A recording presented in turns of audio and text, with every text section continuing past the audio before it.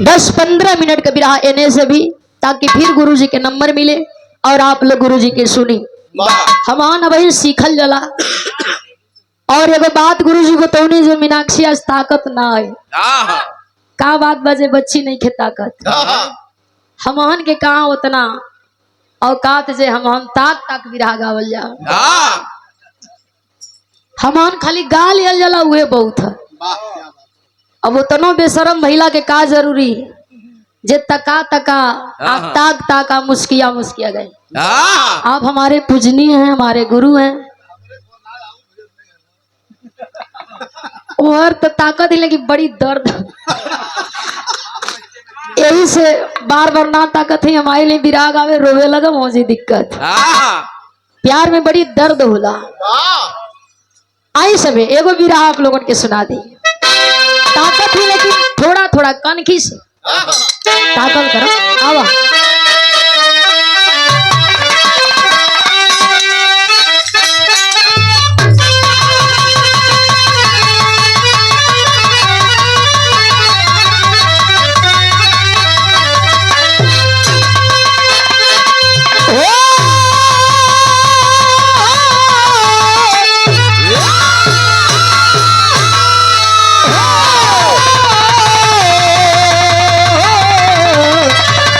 सवरिया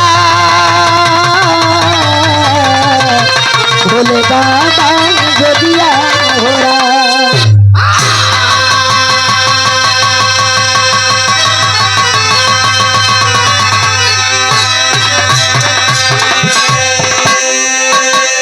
बड़ी भाव से 4 लाइन भूमिका कवि के लिखे के पड़ल बा। कैसे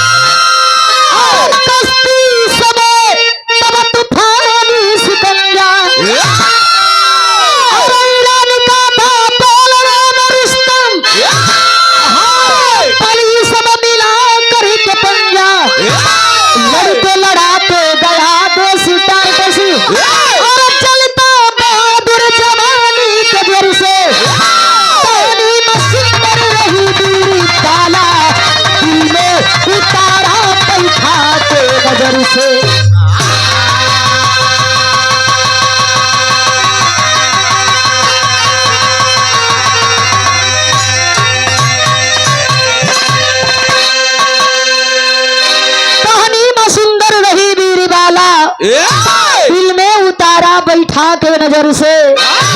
विश्व विजेता ईरान का लड़वैया रुस्तम पहलवान, जेकरे पीठी कोई धूर लगावे वाला वीर नहीं हुन। जौने अखाड़े में जाए सामने वाला पहलवान के पटक करके अखाड़ा का विजेता होकर के ईरान का वापसी करे। एक दिन ईरान से चलल वन टार्टस देश में कुश्ती लड़े बदे अखाड़ा खनाइल निगोटा कस के अखाड़े में उतर गईलन। कुश्ती शुरू भइल, खत्म भइल, नजर पड़ल लोगन के बीच में एक सुंदर लड़की खड़ा बा, जेना का नाम बतावल गईल तहनीमा। तो कहल जाला कि खाली सुंदर लड़का देख के लड़की दीवाना ना होली, सुंदर लड़की देख के लड़का भी दीवाना हो जालन। या सुंदर सामान चाहे खेले का होके चाहे झेले का होके, सुंदर सामान सबके निक लागेला। ए भैया, तानीमा नाम की लड़की के देख के रुस्तम पहलवान दीवाना हो गईलन, पागल हो गईलन। कल्पना करत हुन कि ऐसनो लड़की दुनिया में होली, भगवान ऐसनो लड़की बनावेलन। इतना सुंदर ये लड़की से मोहब्बत हो जात, प्यार हो जात। आखिरकार उहे भइल रुस्तम पहलवान तहनीमा के बीच नैना चार भइल, प्यार भइल। धीरे धीरे बात आगे बढ़ल, दुल्हन का मुलाकात शुरू हो गई। फिर हम एक लाइन कव्वाली के अंदाज में बिहा कैसे।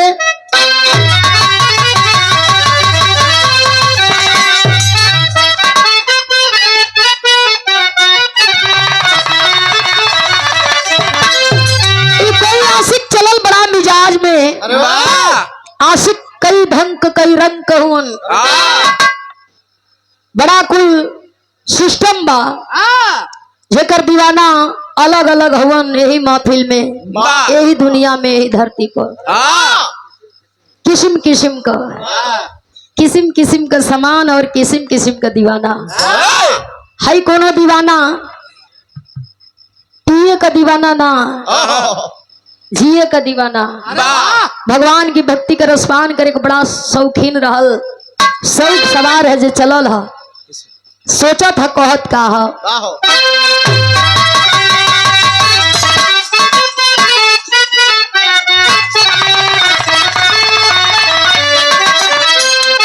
अरे आज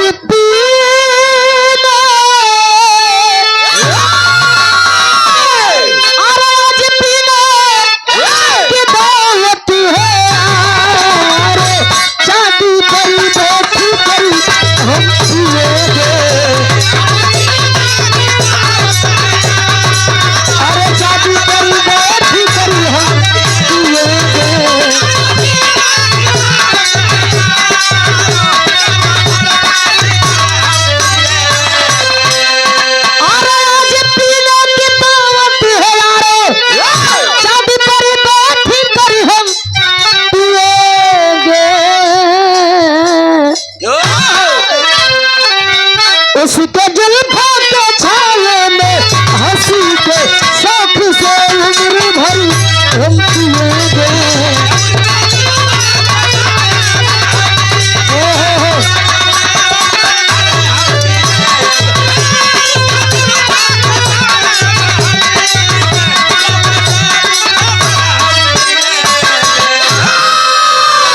बड़ी सुंदर लिखल गई। रुस्तम पहलवान तहनीमा के साथ में 2 महीना 4 महीना 6 महीना के दिन बितौलो हो भैया। प्यार शर्म सीमा पर दोनों के बा। ईरान से चिट्ठी आयल, रुस्तम पहलवान खोल के चिट्ठी के पढ़त हुए। चिट्ठिया में लिखल बा, रुस्तम पहलवान आप गए टार्टस देश कुश्ती करे, जाके वही भुला गईला। ईरान का मान सम्मान तोहरे हाथ में। चिट्ठिया के पौलन ईरान जाए रुस्तम पहलवान तैयारी कैलन। सामने खड़ी हो गई तहनीमा आंख में आंसू ले करके, और रुस्तम पहलवान का विदाई करे। एक बात कहे, भाव कैसे? अरे नारी ना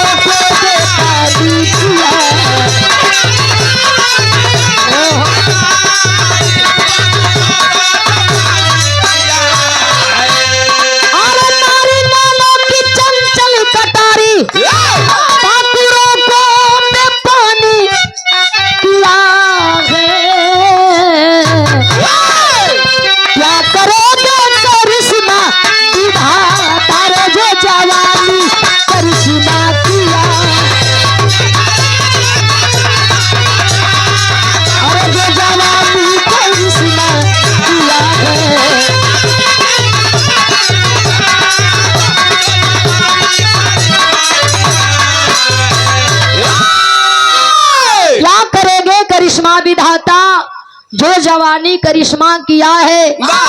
जाते जाते तहनीमा बतावे रुस्तम पहलवान से जाई साहब, लेकिन एगो बात सुन ली।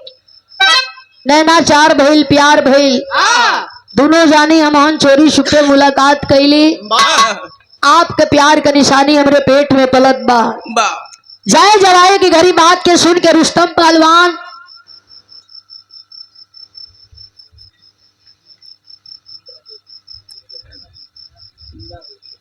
और इंदा देवी की ओर से, ये स्वर्गीय बाबूजी का आप बड़की बिटिया की ओर से सादर 200 रुपया दे करके सम्मान किया गया।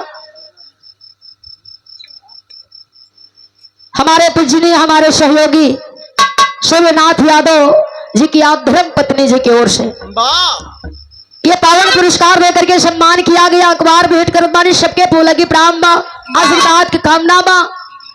रुस्तम पहलवान से अपन बात बतावे तहनीमा साहब। हमरे तोहरे प्यार का निशानी पेट में पलत बा। जा ताड़ा जा, समय मिली मौका मिली जरूर रही है। रुस्तम पहलवान तहनीमा के हाथ पर एक ताबीज रखलन, प्यार का निशानी बेटी हुई डोली में बैठा के विदा करे के, बेटा पैदा हुई प्यार का निशानी सयान करे के जवान करे के, अखाड़ा का पहलवान बनावे के, ई ताबीज ओकरे दाहिने बाजू में बांधे के और बतावे के कि हमना का खून हमना का बेटा है। इहो बतिया कही के रुस्तम पहलवान ईरान चल गईलन। एहवर तहनीमा अंगुरी पर दिन गिनत बा, समैया का इंतजार करत बा। 1 महीना 2 महीना 6 महीना 9वां महीना पूरा भइल ह। 4 लाइन जोहरी लिखल गई कैसे?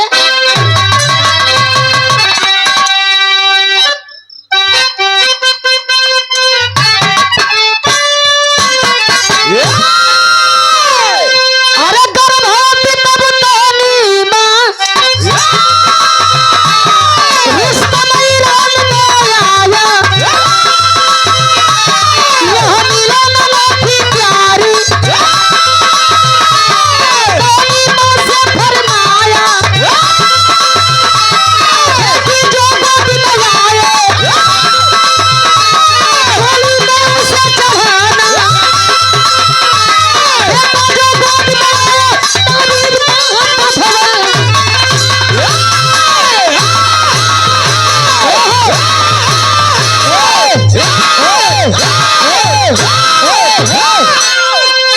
बस देखा हमने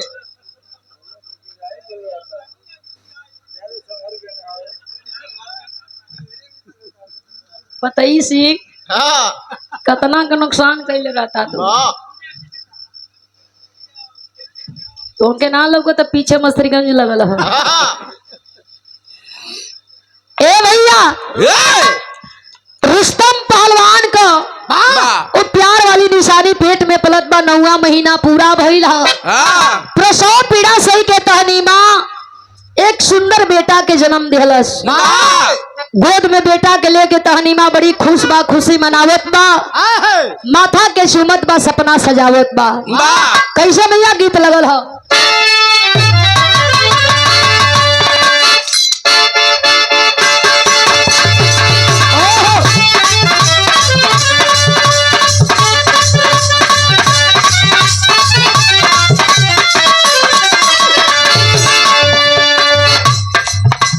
कोनो भौजाई अपना देवर के कोसत बिया, दोष देत बिया, कहत बिया का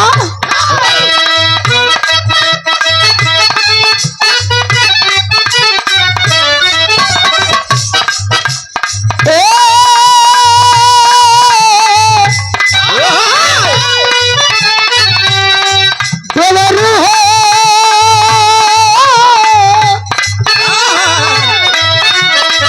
देवरू हो देवरू,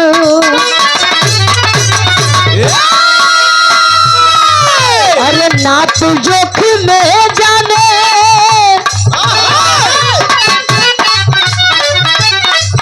अरे नाच जोखिम में जाने तेरी खोट हो गई,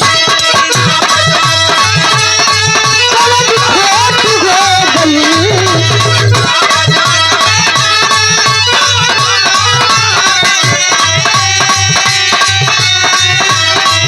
अरे नाच जोखिम में जाने तेरी खोट हो गई, कैसे नसील सिरे, अरे कैसे नसील सिरे, दरजिया ब्लाउज छोट हो गई।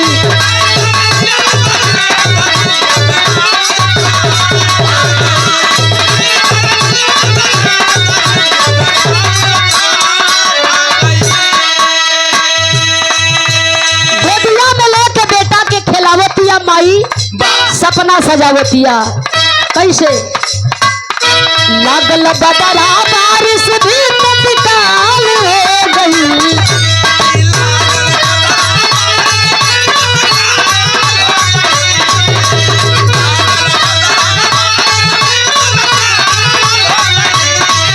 अरे लागल बदरा बारिश भी तत्काल हो गई।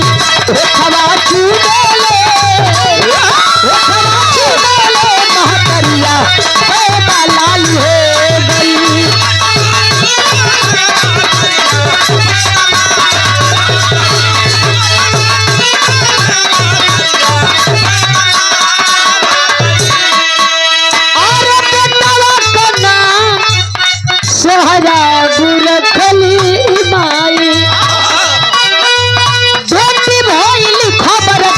रुस्तम के दे जाई,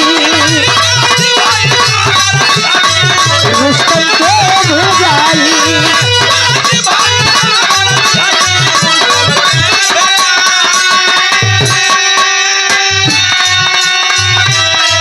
अरे स्वागत के चलते है तुम चाल हो गई,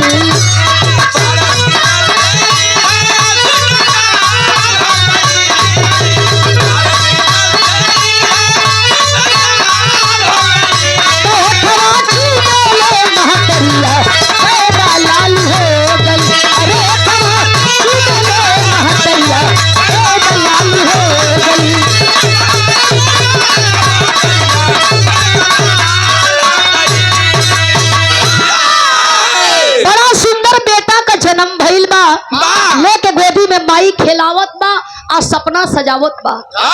सोच रहल बिया तहनीमा की बेटा सयान होई, जवान होई, अखाड़े का पहलवान होई, हमारे टारटस देश का मान सम्मान पानी बचावे का काम करी। बाकी लालच बा माई स्वार्थ में एगो पाती लिख के भेजौला, रुस्तम पहलवान हमरे तुहरे प्यार का निशानी बेटी भइल बा। रुस्तम पहलवान चिठिया के पगलन समय का इंतजार करत हुवन, बेटी भइल बा, बेटी के सयान होए में टाइम बा, मौका मिली चलब चल के बिटिया के देखब, बढ़िया घर बर देख के बिटिया के डोली में बैठा के विदा कइल जाई। ए भैया न समय लगल, न मौका मिलल, न रुस्तम पहलवान अइलन, न तहनीमा से मुलाकात कइलन, न प्यार का निशानी बेटवा से मुलाकात भइल। एवर तहनीमा बड़ा खुश बा की जाए दो हमार बेटा अब हमारी लगवे रही, कम से कम रुस्तम पहलवान ई त जान गईलन कि प्यार का निशानी बेटा ना बेटी भई। बेटा हो जाई जान जैतन, ऐतन हमार बेटा लेके चल जैतन, माई से बेटा के अलग कर देतन।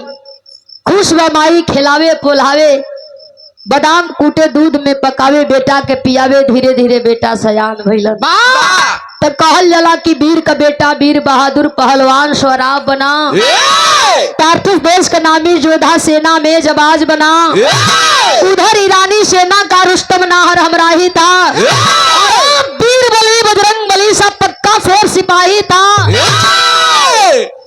और बेटा सयान हो करके जवान हो करके अखाड़े का मान सम्मान बचावे का काम करत बा। और ईरान में बाबू गर्दा कबर ले हुअन, बांस की जरी बांस उगत घमोर ना लोग बतावेला। आखिरकार हरकल मानत परकल ना रुस्तम पहलवान ईरान से चढ़ाई कैला टारटस देश में, पुनः कुश्ती करे बदे चल दिहलन, अखाड़ा खनाइल बा, निगोटा कस करके अखाड़े में उतर गईलन। लोगन द्वारा बतावल गई एगो लड़वैया बा टारटस देश में जो नाकी में दम कैले बा, तोहरे खानी लड़ता ओकरा पीठी कोई धूर लगावे वाला नहीं खे। हंसे लगला रुस्तम पहलवान, कल आखिर ऐसन कौन पहलवान हो गई, एकलौता पहलवान हम रहली अखाड़े का विजेता, जहां जाई सामने वाला पहलवान के पटक के आई। ई पहलवान जवन अखाड़े में सामने वाला पहलवान के पटकत बा, देखे में कैसन लड़े में कैसन लोग बतावल की हो त लइकवे, लेकिन लड़त हो। रुस्तम पहलवान हंसे लगल, कल ए मर्दे हमार कुश्ती और वो लइका लवंडी से अभी ये रह गई बाजे कि हम लइका से लड़ी। लोग समझावत हुआ रुस्तम पहलवान के, बतावत हुआ भैया अखाड़ा तुमके संभारे के हुई, सामने वाला पहलवान से लड़े के हुई, ऐसे ना तो नाम बदल के चल के लड़ा, उछऊ नाम रखाई घुरऊ को तबारू, चल के ओकर आज घमंड चूर करा। रुस्तम पहलवान चल दिहलन की टारटस देश में ऐसा कौन वीर पहलवान पैदा हो गई, चलो चल के देखी लिया जाओ। नाम बदल के रुस्तम पहलवान अइला, निगोटा कस के अखाड़े में उतर गईला। जब रुस्तम पहलवान नामी पहलवान रुस्तम पहलवान के नाम से थर थर लोग कांपे। अब उ रुस्तम पहलवान लइका से लड़े खातिर नाम बदल दिहला, गुरहु कतबारू बन के अइला अखाड़े में, रुस्तम पहलवान सोहराब पहलवान से लड़े लगलन। तेरी का भाव लिखल गइल बा,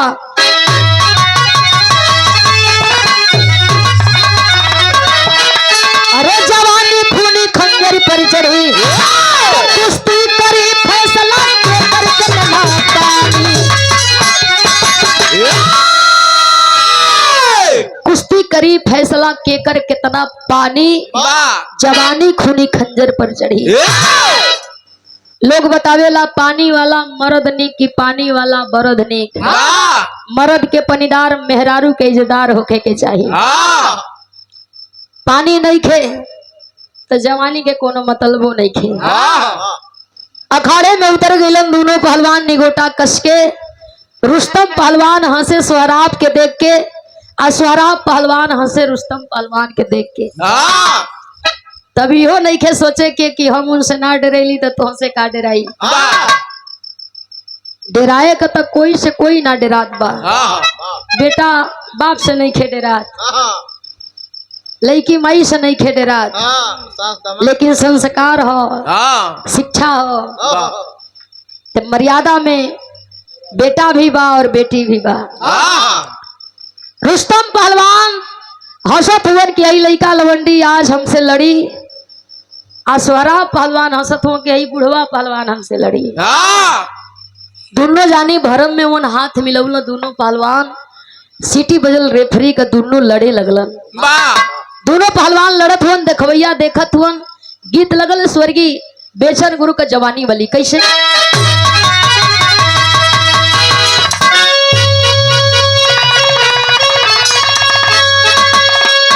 स्वर्गीय बेचन गुरु जी गावे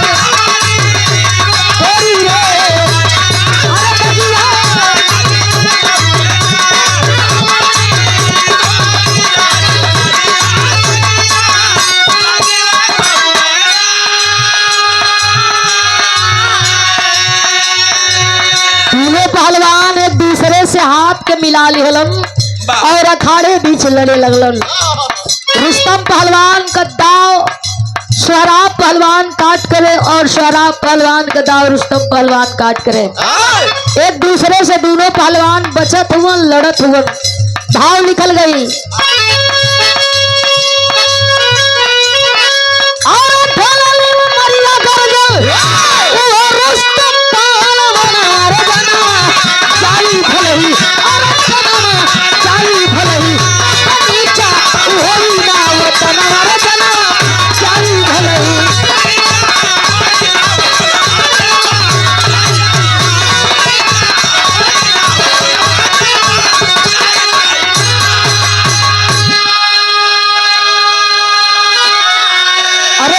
सोहराब नामी रुस्तम के झुकाई चल पर रुस्तम बोले आई मेरे बुढ़ाई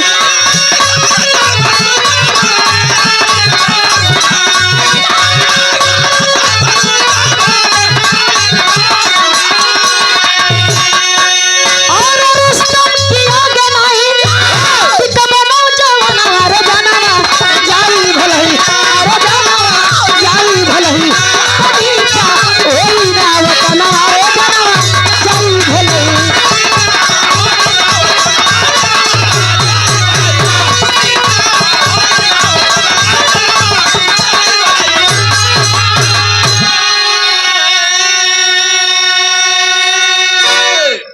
पहलवान एक दूसरे पर भारी हुवन रुस्तम पहलवान के सोहराब पहलवान दाव मारे दाव का काट करे बच के निकल जाए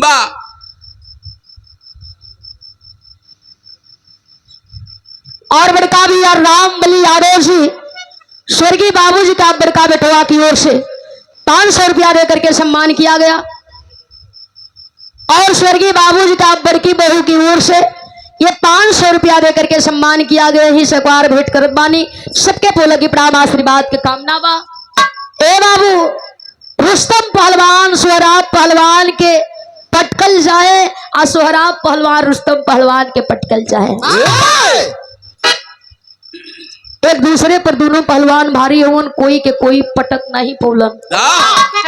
रुस्तम पहलवान रीस में अइला रे, आज ले हमें कोनो पहलवान पकड़ के खींचलस ना, आज ले कोनो पहलवान हाथ मिलावे से थर्राइल डेराइल आंख से आंख मिलौला ना। आखिर इहो कोनो वीर का खून बा जो आंख से आंख मिलावता हर एक दाव का काट जानता। रुस्तम पहलवान सोचला कि अब घुरहू का तवारू बन के लड़ब तई हमके पटक दिए खाड़े में हमार बेइज्जती हो जाई, तो काहे ना हम अपन नाम बता दई, हमारी नमवे से ही डेरा जाई। नाम कभी दहशत होला,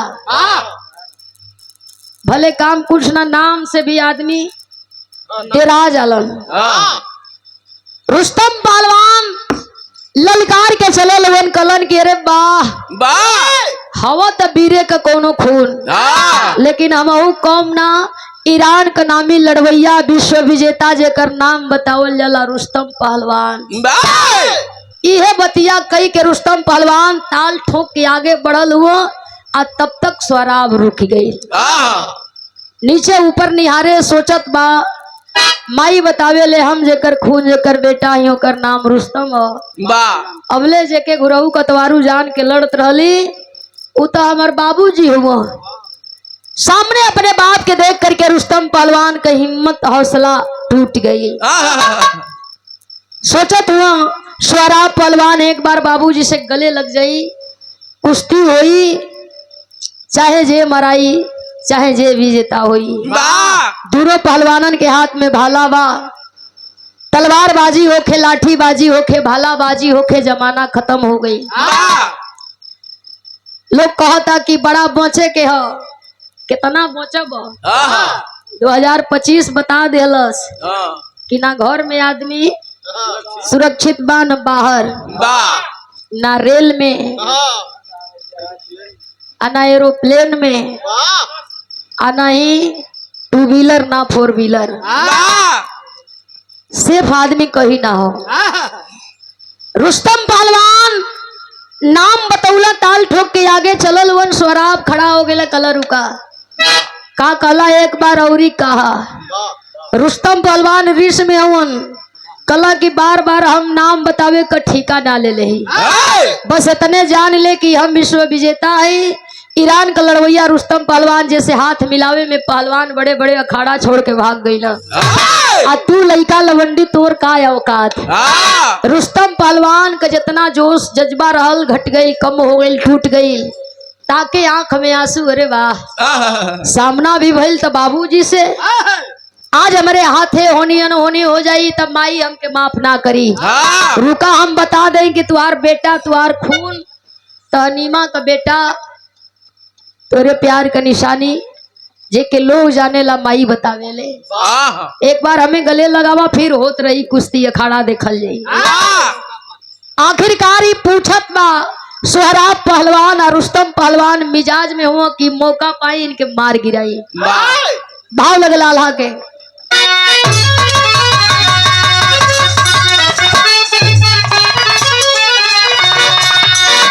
अरे बोलल बेरुआ बुशहा राब तवन छनवा बाबू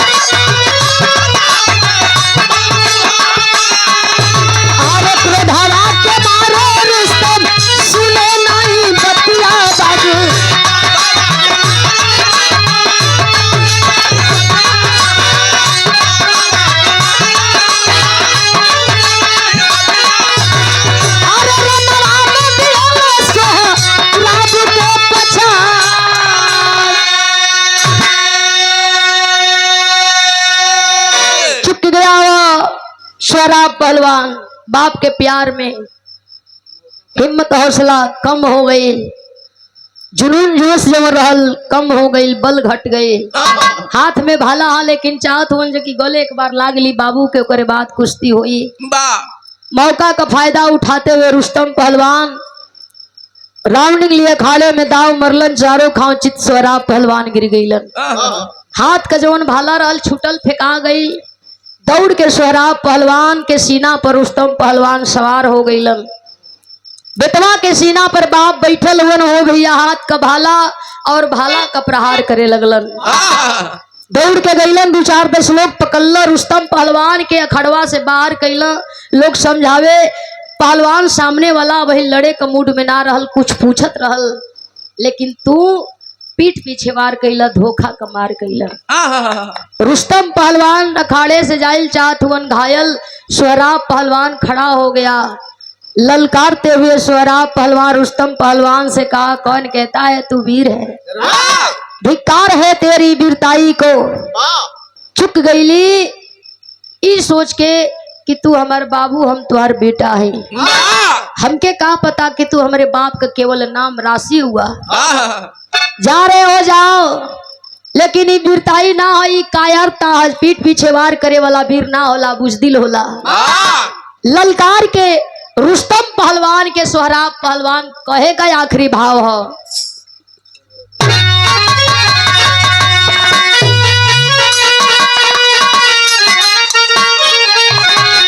अरे सुन लो बेईमान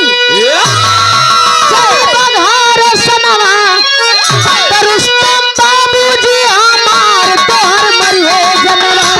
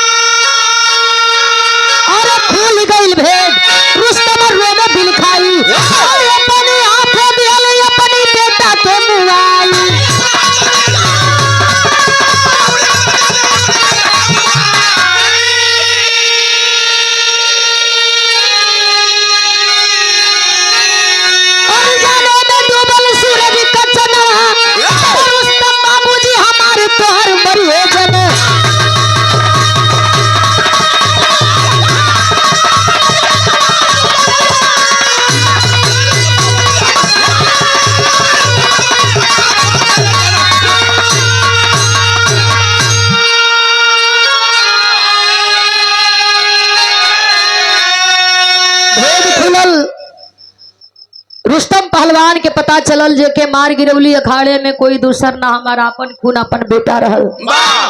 बेटवा के दफनाई के चलल वन तहनीमा से मुलाकात करे।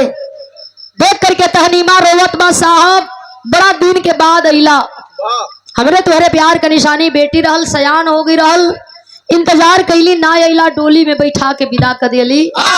बिटिया अपने घरे बड़ी बढ़िया से जीवन जी रहल बिया। तहनीमा का बात सुन करके रुस्तम पहलवान रोवत हुए, सोचत हुए, बाहर तहनीमा तू कल भी झूठी थी और आज भी झूठी है। जेके छिपावो ताड़ू पता चल गई बेटा हो, जो ना बेटा के मार के दफना के आवो तड़ी। भेद खुलल, तहनीमा भी रोवे, अपने गलती पर पश्चाताप करे। तहनीमा सोचत बा चिठिया में लिख देती साफ साफ कि बेटा भइल बात, आज बेटा जिंदा रहत। और रुस्तम पहलवान सोच रहा कि एक बार बेटवा का बात सुन लेती, पहलवान का बात सुन लेती, तो शायद हमारे हाथ से हमारे बेटा के मौत ना हो। दोनों पछतात हुए, एक तरफ तहनीमा, दूसरी तरफ रुस्तम पहलवान। कहल जला अब पछताए क्या हो जब चिड़िया चुग गई, बिना बिचारे जो करे सो पाछे। कबो कबो बिना बिचारे कोनो काम इंसान करेला, बाद में पछताला जीवना का कोनो मतलब ना निकलेला। जोश में इंसान के होश गवावे के ना चाहेला। आखिरी भाव बा,